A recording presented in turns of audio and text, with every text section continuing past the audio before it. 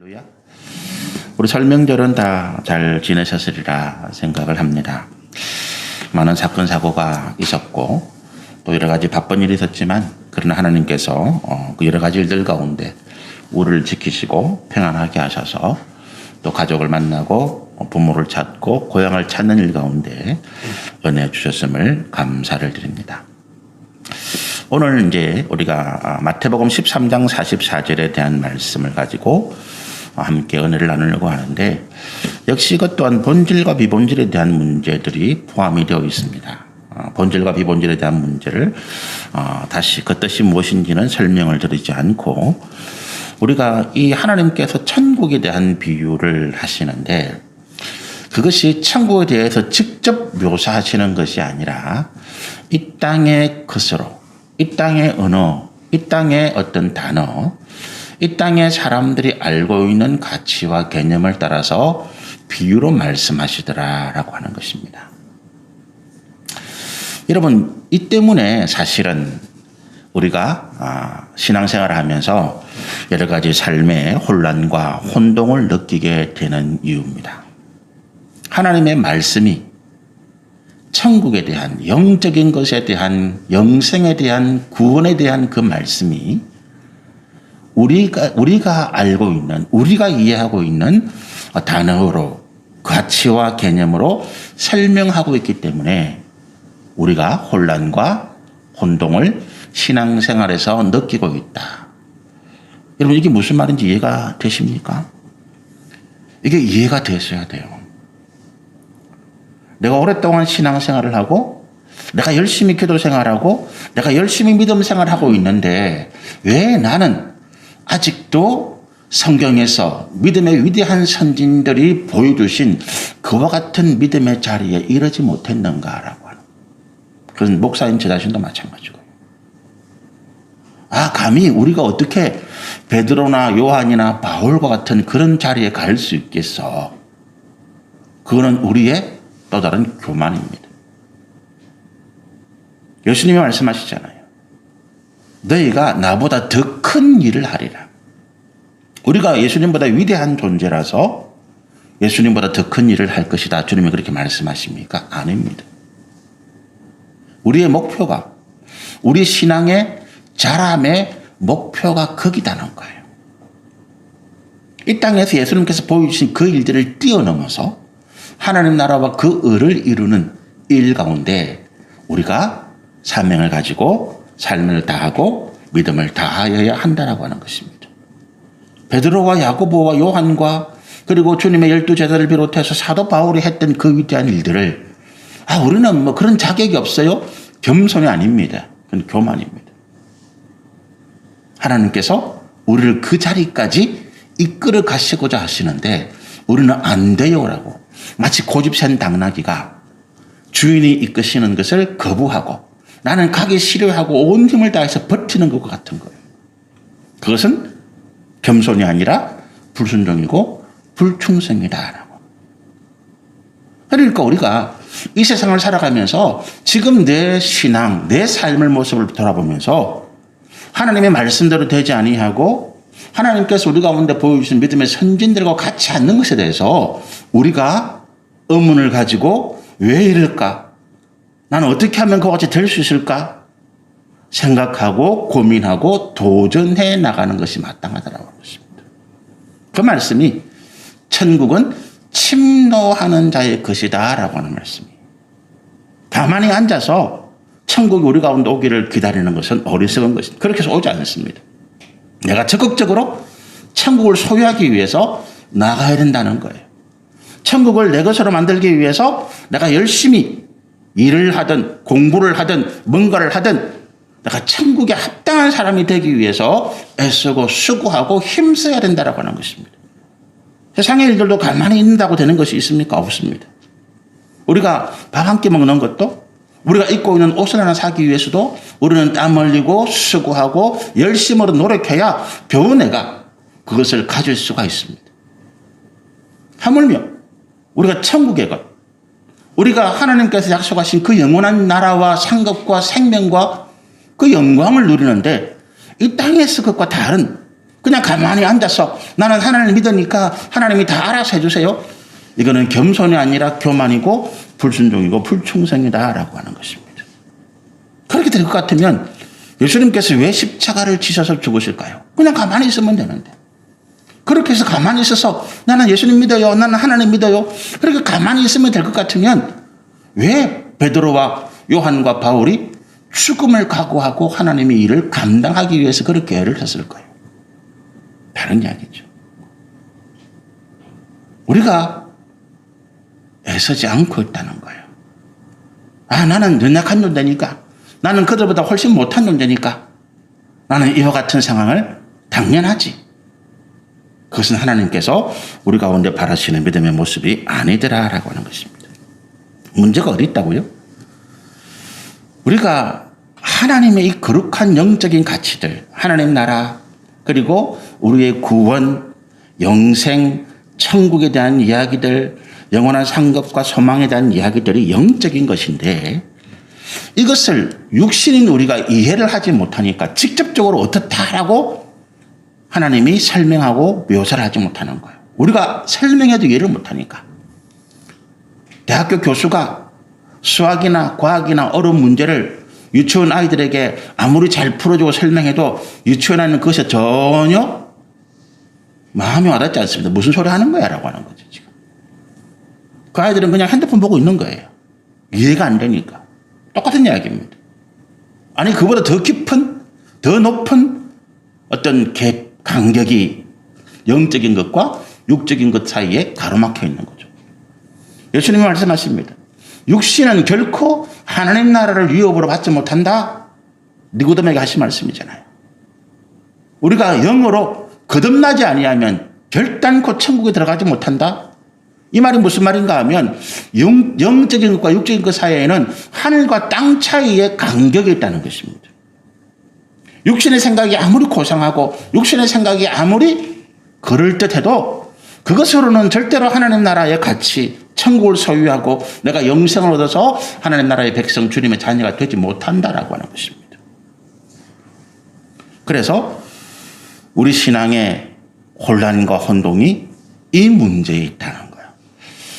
제가 오늘 아침까지 이제 말씀을 계속 준비하고 정리하면서 주보는 제가 이제 토요일 날 인쇄를 했거든요. 내가 말씀의 제목을 잘못 정했구나라고 생각을 해요. 은혜 그 이후라고 제가 관료예고 2번, 2번 이렇게 했잖아요.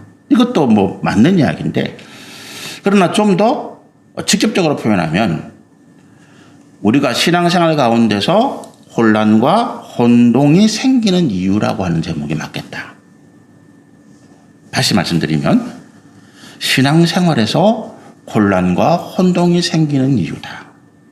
오늘은 여기까지 제가 말씀을 드리고, 그럼 우리가 어떻게 이 신앙생활에서 생기는 혼란과 혼동을 이기고 믿음으로 성숙할 수 있겠는가 하는 문제는 다음 주에 제가 말씀을 드리려고 합니다. 본문은 똑같이 이 본문이에요. 우리가 오늘 읽은 이 천국에 대한 본문은요, 마태복음 13장에 있는 천국에 대한 7가지 비유 가운데 하나죠. 근데 천국에 대한 다른 여러 가지 비유는 뭐 2문장, 3문장 상세하게 설명된 것도 많은데 이거는 딱 한 문장으로 되어 있어요. 다시 한번 읽어보실까요? 천국은 마치 밭에 감추인 보화와 같으니 사람이 이를 발견한 후에 숨겨두고 기뻐하며 돌아가서 자기의 소유를 다 팔아 그 밭을 샀다. 천국을 뭐라고 비유합니까? 밭에 감추인 보화와 같다. 여러분 사실은 이 말씀, 이 앞에 있는 첫 마디가 오늘 예수님께서 우리 가운데 설명하시려고 하는 그 모든 것들이 다 들어있어요. 천국이 뭐라고요? 보화인데 어떤 보화? 밭에 감추어져 있다. 제가 말씀의 서두에 이런 말씀 드렸잖아요. 우리가 하나님께서 주신 말씀의 영적인 것을 육적인 것으로 이해하고 받아들이다 보니까 도무지 우리가 하나님께서 원하시는 믿음의 성숙한 자리에 가지 못하더라. 이 표현인 것입니다. 길거리에 수많은 사람들이 그 밭을 지나가고 보고 있었는데도 불구하고 그 밭에 보화가 감춰 있다는 것을 아무도 몰랐더라라고 하는 것입니다. 우리가 지금 열심히 신앙생활하고 열심히 믿음 생활을 하고 있는 것 같은데 아직도 우리는 그 감추어진 부활을 발견하지 못했더라라고 하는 것입니다. 이유는 뭐라고요? 내가 하나님의 말씀을 영이 아니라 육신의 것으로 이해하고 받아들이고 구하고 있기 때문이다라고 하는 것입니다. 천국의 개념, 영적인 것이거든요. 우리 육신으로 볼 수도 없고 천국이 아무리 좋다라고 이야기해봐야 우리가 이해를 못해요. 왜? 우리는 그런 개념이 없으니까. 그래서 성경에 보면 천국에 대해서 하나님 나라에 대해서 그 타이틀만 이야기하시지 하나님 나라가 구체적으로 어떻다라고 하나님이 묘사를 안 하세요. 그래서 어떤 분들은 이런 얘기하면 없어서 그런 거 아니야? 없어서 그런 거 아니야? 없는 것이 아니라 우리가 보아도 들어도 도무지 깨닫지도 못하고 이해가 안 되기 때문에. 그래서 성경에서 천국에 대해서 하나님 나라에 대해서 가장 많이 설명된 부분이 뭐냐 하면 요한계시록 20장 이후에 있는 말씀이에요. 새 예루살렘 성을 이야기하는 거예요. 새 예루살렘 성을 이야기하면서 하나님 나라에서 이 땅에 이 나라와 이 세상의 모든 것이 땅도 바다도 하늘도 다 없어지고 난 다음에 우리가 하나님의 은혜, 하나님 나라에서 살아갈 새 예루살렘 성, 우리가 거처할 하나님의 성을 보여주시는데 그 성의 그 모습만 이렇게 묘사하고 있습니다. 그 성은 진주문이 있고 엄청나게 큰 진주 하나가 문이에요.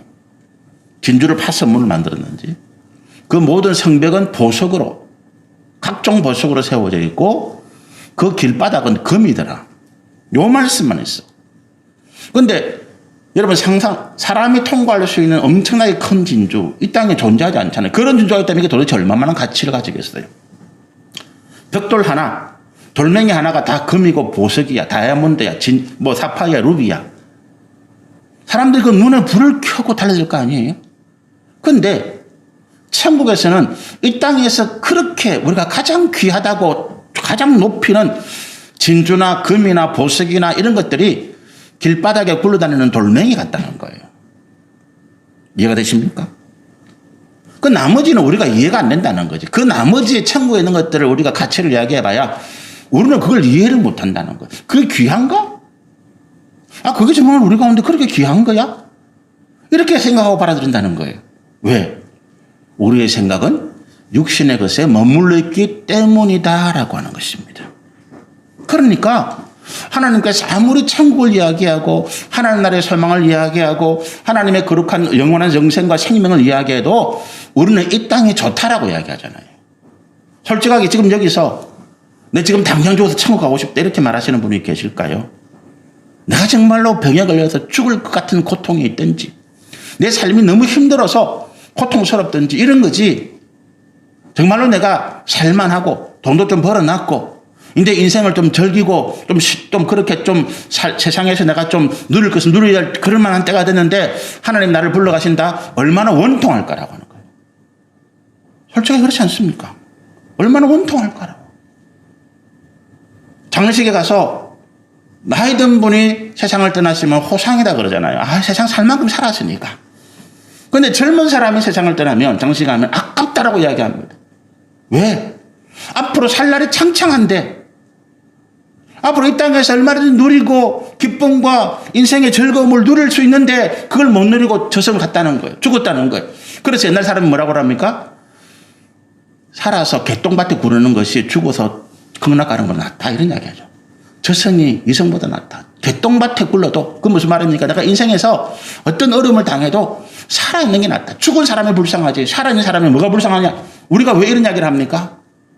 예수를 믿는 우리가 하나님 나라의 영원한 소망과 가치를 가지고 있다는 우리조차 우리 인생을 그렇게 이야기하는 거예요. 이제 좀 살만한데 하나님 부르신다. 얼마나 억울하겠어. 하나님 조금만. 그래서 히스기야가 죽을 병에 걸렸을 때에 하나님께서 이사야 선지자를 통해서 야 이제 내가 너를 부를 테니까 네가 네 집안을 정리할 시간을 주마. 그러니까 이 히스기야가 집안을 정리하지는 않고 침대를 누워가지고 벽을 향해서 돌아서 가지고 통곡을 하면서 울었다는 거예요. 뭐라고? 하나님 15년만 더 살게 해주세요. 아수르의 전쟁에서 이기고 세상에서 어떤 명예와 권세와 재물을 다 가지고 있는데 이거 누려보지도 못하고 하나님 부르신다니까 억울한 거지. 히스기야의 기도가 그런 거예요. 그 좋은 기도 아닙니다. 그것 따라서 하나님 내가 이 세상에서 15년만 더 살게 해주세요. 그런 기도 따라하지 마세요. 그건 하나님이 기뻐하시는 기도가 아닙니다. 그 다음에 히스기야의 뒷이야기가 어떻게 됩니까? 그가 누립니다. 아수르를 이겼으니까 아수르가 이 남한국 조그만한 유다에 패배하고 유다가 이제 그 가나안 지역을 이끄는 그런 국가가 되었으니까 애굽이든 주변의 나라든 선물을 보내고 잘 보이려고 애를 쓰고 심지어는 신흥국가 바벨론까지도 많은 예물을 보내어서 히스기야를 칭찬하고 히스기야에게 아부를 합니다. 그리고 히스기야가 그 교만에 젖어서 모든 것을 다 보여주죠. 그 다음에 놀라운 이야기가 있습니다. 이사야 선지자가 그 이야기를 알고 히스기야 왕을 찾아서 책망합니다. 왕이 어떻게 그렇게 했습니까? 어떻게 바벨론이 찾아왔을 때 왕의 모든 것을 다 보여주는 그런 교만한 행위를 했습니까? 그렇게 책망하니까 다른 때 같으면 히스기야가 잘못했습니다고 회개해야 될 텐데 성경이 어떻게 기록하고 있습니까? 히스기야가 어떻게 이야기했다고요? 나는 족하다는 거지. 하나님이 뭐 유다를 멸망시키든 말든 이스라엘 백성들이 유다의 바벨론의 포로로 끌고 가지 말든 그건 내가 죽은 다음에 이러니까 나와는 상관없습니다. 15년의 생명을 얻은 히스기야가 그렇게 변했다는 거예요. 뭐 때문에 그렇다고요? 하나님 나라, 천국, 영생, 하나님 나라에서 받을 영광과 상급에 대한 가치, 개념이 영적인 것으로 받아들이지 못하고 육신의 것으로 생각한 결과 나는 이 땅이 좋습니다. 또 있죠, 성경에. 마태복음 17장에 베드로와 야고보와 요한이 그 예수님을 따라서 변화산에 올라가서 그 거룩한 하나님 나라의 형상을 봤잖아요. 변화된 예수님을 보고 천국에 있던 모세와 엘리야가 그 산에 내려와서 예수님과 대화하는 걸 봤습니다. 그 다음에 베드로가 뭐라고 이야기합니까? 천국보다 그게 좋다는 거예요. 여기서 초막셋을 짓고 하나는 예수님, 하나는 엘리야, 하나는 이사야를 위해서 여기 초막을 지을 테니까 여기서 그냥 살면 어때요? 이야기한 거예요. 그게 우리라는 거예요. 제가 하는 말이 이해가 좀 되어지십니까? 여기 우리가 고민이 있고 문제가 있다. 그래서 예수님이 오늘 천국에 대해서 이야기하시면서 밭에 감추어진 보화다. 있는데 우리가 모르고 못 깨닫고 찾지 못하고 그것을 내 것으로 소유하지 못하는 이 상황을 주님이 말씀하신 거예요. 그러면서 너희가 찾고 구하고 두드리고 그리고 너희의 모든 것을 팔아서 이 천국을 사라라고 말씀하시는 것입니다. 이것이 오늘 이 비유의 말씀입니다. 세 가지 행동이 있습니다. 천국을 밭에 감춘 보화 같다고 말씀하시면서 우리가 제대로 이해하고 깨닫지 못하고 그러면 소유할 수 없다는 이 의미를 이 한 절의 말씀에 말씀하셨는데 이 세 가지 행동을 우리가 주목해요. 첫 번째 행동이 뭡니까? 밭에 감춘 보화를 발견했다. 그 사람이 발견했다는 거예요. 여러분 우리가 밭에 감춘 보화를 발견했다. 참 천국의 어떤 가치, 영적인 가치, 영생과 하나님 나라와 하나님 나라의 영광과 상급에 대한 가치를 발견하고 사야 되겠다. 이렇게 생각한 것으로 좋은 의미로 이해를 할 수 있는데 그 다음에 말씀이 우리 생각을 탁 뒤집는 거예요. 그 다음에 어떻게 되어 있습니까? 숨겨두었다. 기뻐하며 돌아갔다는 거예요. 왜요? 밭에 감춘 보화를 그 농부가 밭을 갈다가 발견했으면 아이고 좋아라 그걸 가져가야 되잖아. 그런데 이 사람이 어떻게 했다고요? 다시 가만히 덮었어. 그리고 그걸 팠다는 흔적도 없이 잘 감춰뒀어요. 판 흔적이 남으면 누가 와가지고 어이 뭐 누가 팠나? 뭐가 있지? 파면 안 되니까 잘 덮어놓고 혼자만 기뻐하면서 집으로 돌아갔다는 거예요. 이 말씀을 유추해 보면 이 사람이 지금 보화를 발견했다라고 하는 것이 어떤 이야기입니까?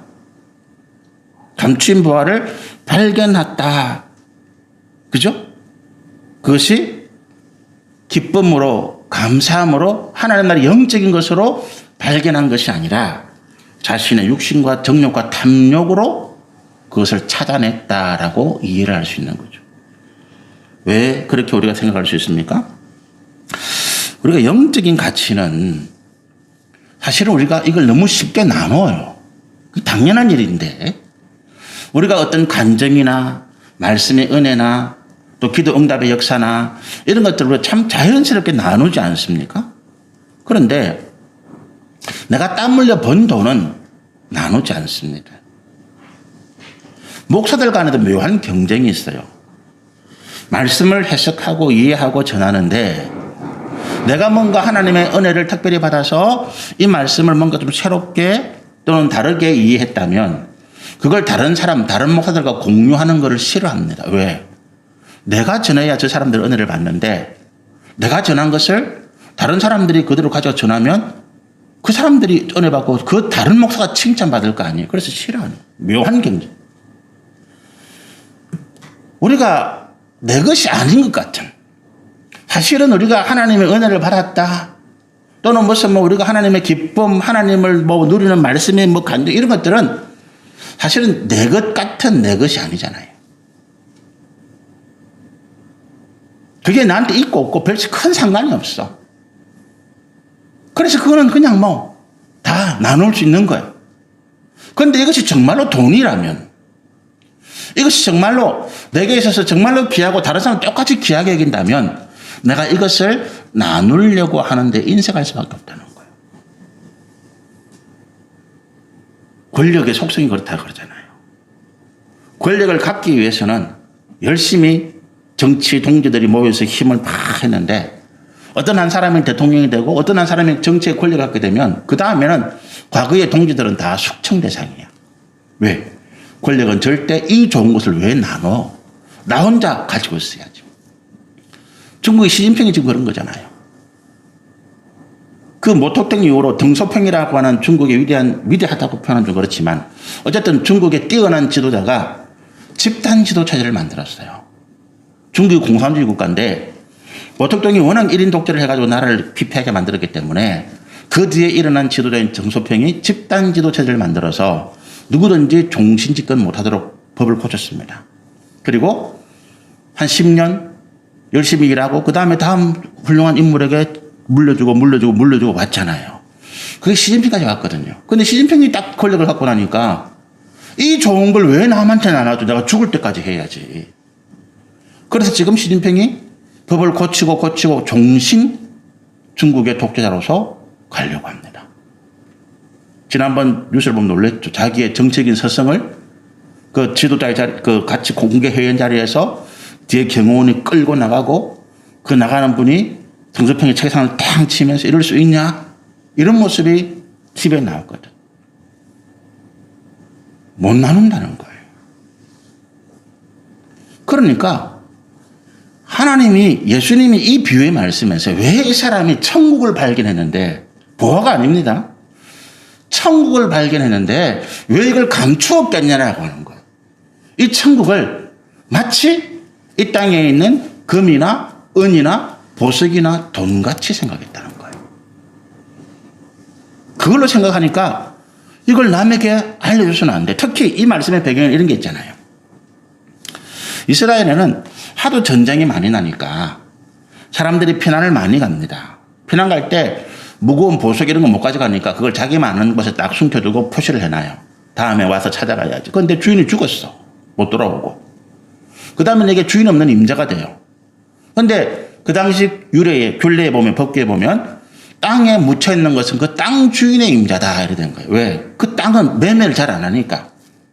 아버지가 죽었으면 그 다음에 아들이 그 땅을 물려받으니까 자연스럽게. 아들이 죽으면 손자가 물려받으니까. 어쨌든 조상의 것이니까 내 거다는 거지.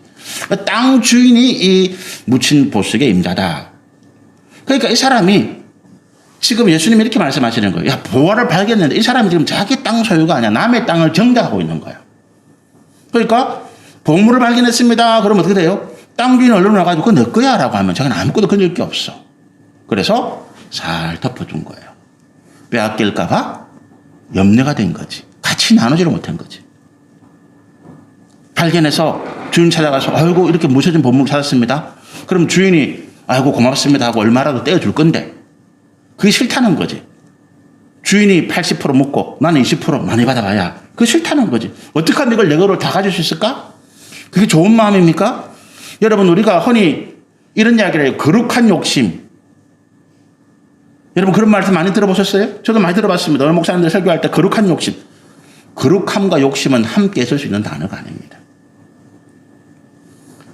하나님 앞에서 우리가 가져서는 안 되는 욕심을 거룩하다는 단어로 표장한 거죠. 거룩함과 욕심은 절대로 함께 있을 수 없습니다. 이 상황에 딱 맞는 게 뭐예요? 거룩한 욕심인 거지. 그러나 이것은 하나님이 싫어하시는 죄악이더라. 내 욕심과 탐욕이더라는 거야.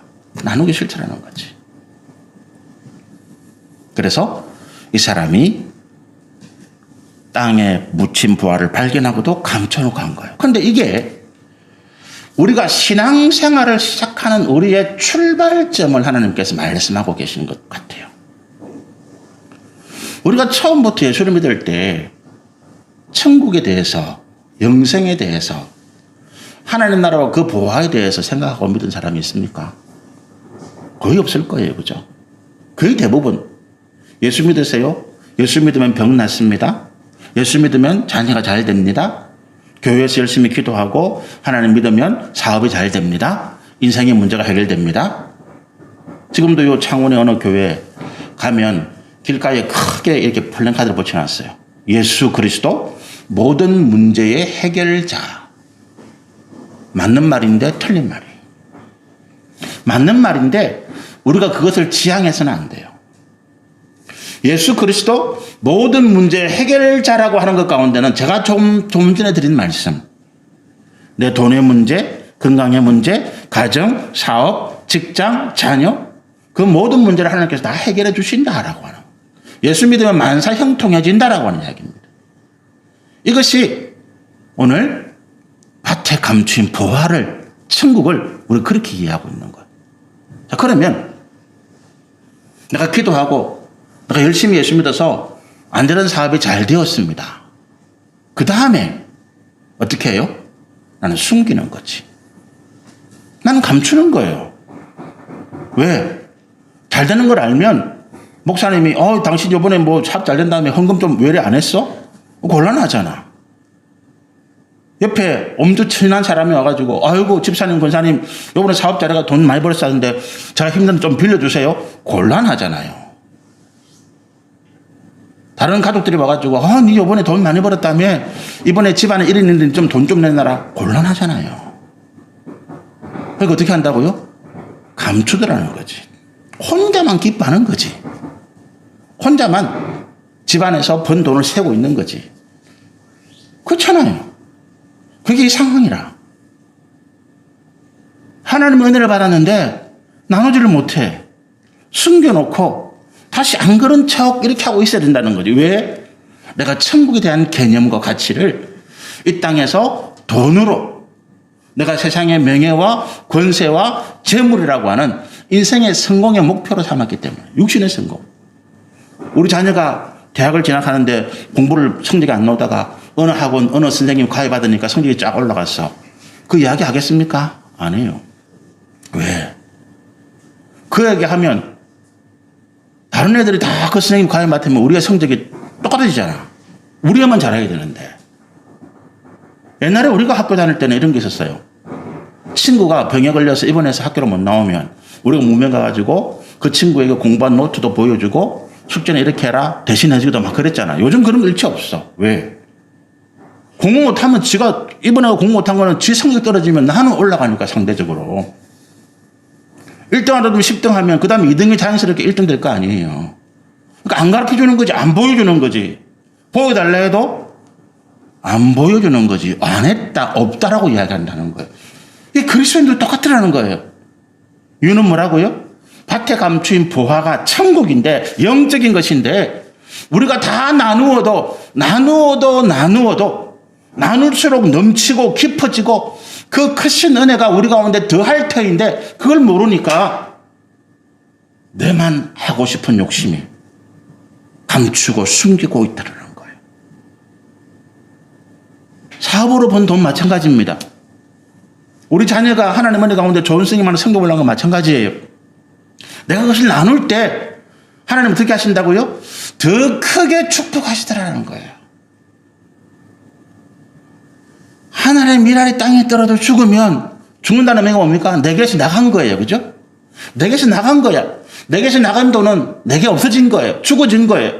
그런데 그것이 나중에 30배, 60배, 100배의 결실로 돌아오더라? 사람이 해주는 게 아닙니다. 사람은 은혜를 기억하지 못합니다. 사람은 은혜를 갚지 않습니다. 그러나 하나님은 우리의 믿음의 행위, 우리가 믿음으로 하나님의 그 주신 것들을 나누고 섬기고 주의 선한 일을 위해 사용할 때 하나님은 기억하셔서 30배, 60배, 100배로 다시 우리 가운데 역사하시더라. 이게 천국의 가치입니다. 이게 천국의 개념이에요. 그런데 우리가 나 혼자 가지려는 욕심에서 감추고 숨기고 있더라. 그리고 혼자서 크게 기뻐하지도 못해. 숨어서 입을 뒤집어 쓰고 혼자 웃는 거예요. 남들이 할까봐. 이게 천국에 대한 영적인 개념을, 영적인 가치를 우리 육신의 것으로 바꾸어버린, 우리가 이 가치, 이 단어를 영적인 것으로 이해를 못한 결과이다라고 하는 것입니다. 그렇기 때문에 우리가 믿는다고 하지만 아직도 우리 삶은 세상의 정욕과 육신의 것을 벗어나지 못하였고, 이 때문에 우리가 여전히 갈등과 고통과 연단의 고난을 겪고 있더라라고 하는 것입니다. 그 다음에 어떻게 하는 예수님 말씀하십니까? 자, 그 다음 갔는데 가가지고 돌아가서 자기의 소유를 다 팔아서 그 밭을 샀다라고 이야기합니다. 당연하죠, 그죠?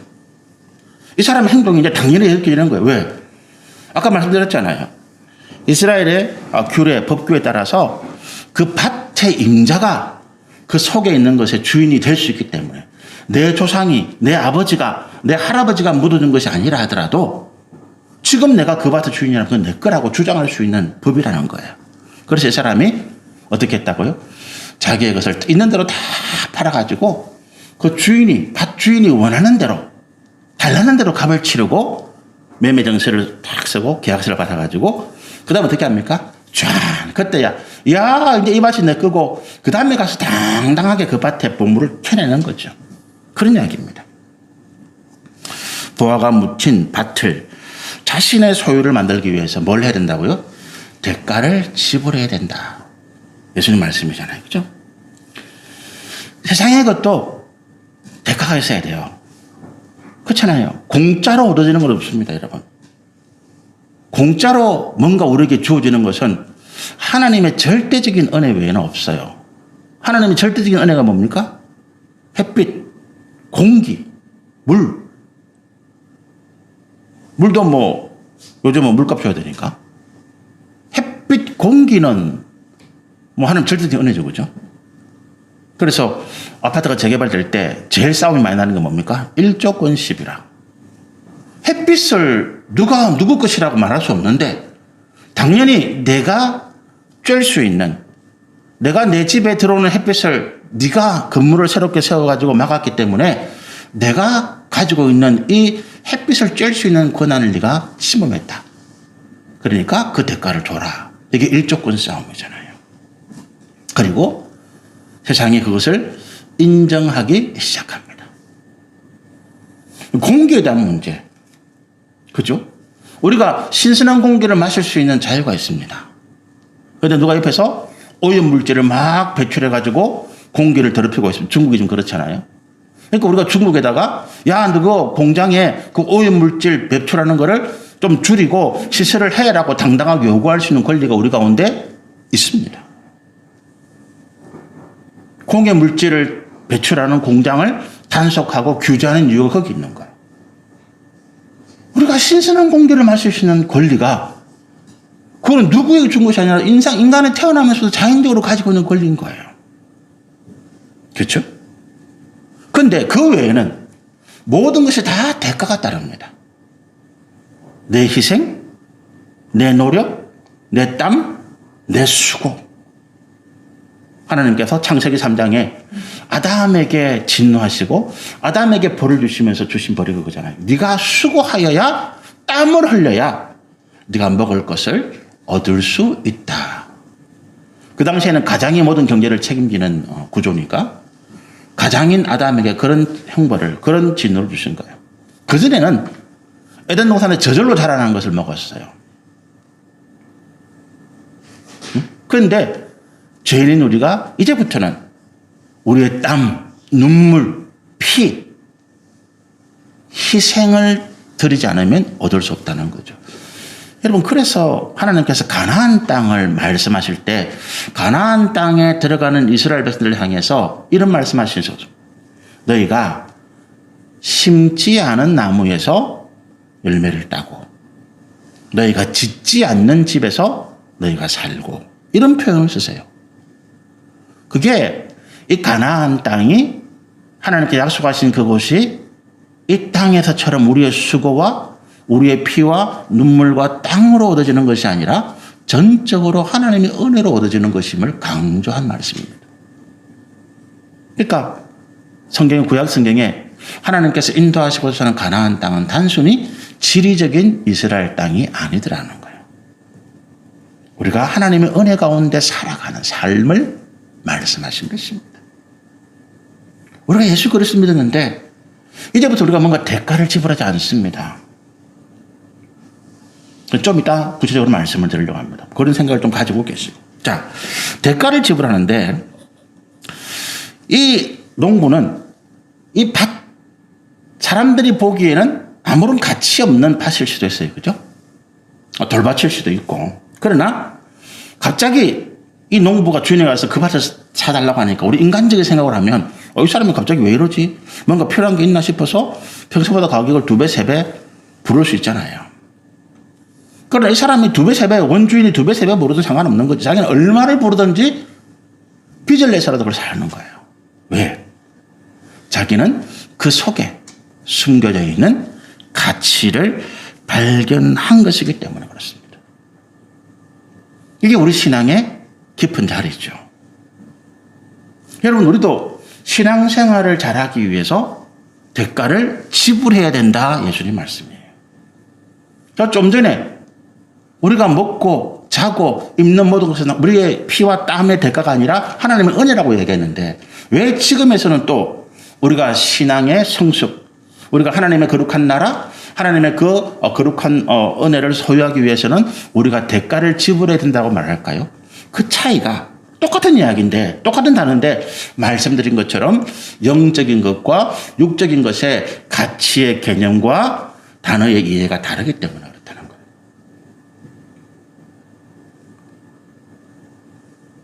우리가 먹고 마시는 것 당연히 육적인 거잖아요. 그거는 그렇게 이해하시면 돼요. 이제부터 우리의 삶은 우리가 지금까지 남들보다 피땀 흘리고 더 노력하고 더 애쓰고 밤잠 자지 아니하고 마음을 끓이고 속을 끓인다고 해서 얻어지는 것이 아니라 하나님의 은혜로 그렇게 사는 사람들보다 더 복되고 더 풍성하고 더 형통한 삶을 살 수 있다. 그거는 그야말로 우리 육신의 것으로 이해로 하시면 돼요.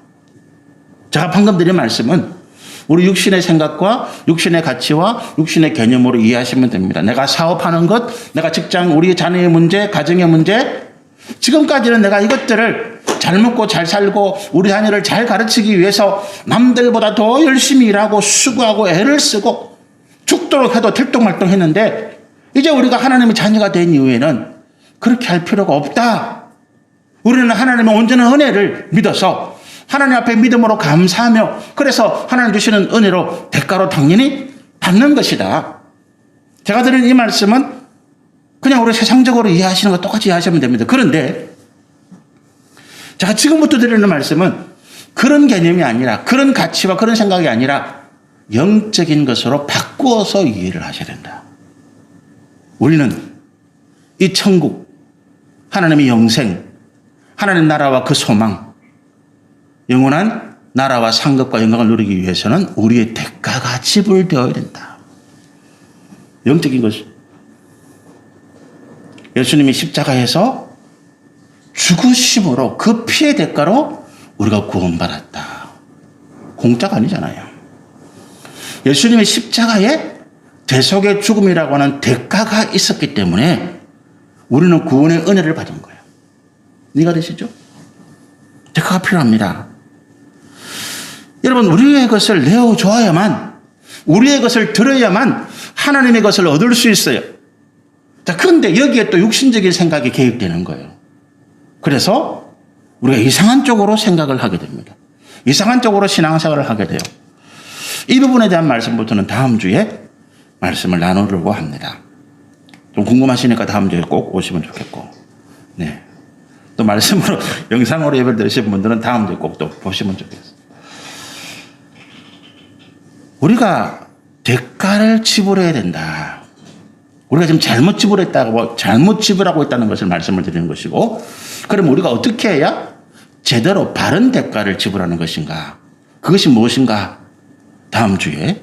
그리고 우리가 어떻게 그러면 이 말씀을 통해서 하나님 나라의 백성으로서 합당한 믿음의 삶을 살아갈 수 있을 것인가? 다음 주에 말씀을 나누려고 합니다. 잠시 정리를 해볼까요? 우리가 신앙생활을 하는데 왜 가치의 혼동, 세상 속에 살아가는 우리의 삶에 혼란이 생기는가라고 하는 거예요.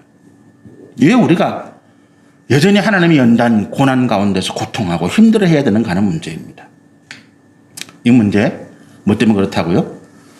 우리가 하나님 나라와 그 의라고 하는 믿음 생활의 그 가치들을, 영적인 가치를 우리가 이해하고 제대로 깨닫지 못하고 육신의 것으로 착각하고 혼동해서 자꾸 그것을 구하기 때문에, 그것을 따라가기 때문에 그 가치관의 괴리, 간극, 차이 때문에 오늘 우리가 이런 고통과 혼란과 어려움을 겪고 있다라고 하는 것입니다. 다음 주에는 우리가 어떻게 하면 이 문제를 해결할 수 있을 것인가, 이 말씀을 가지고 함께 하려고 합니다. 같이 기도하시겠습니다. 할렐루야. 하나님 아버지.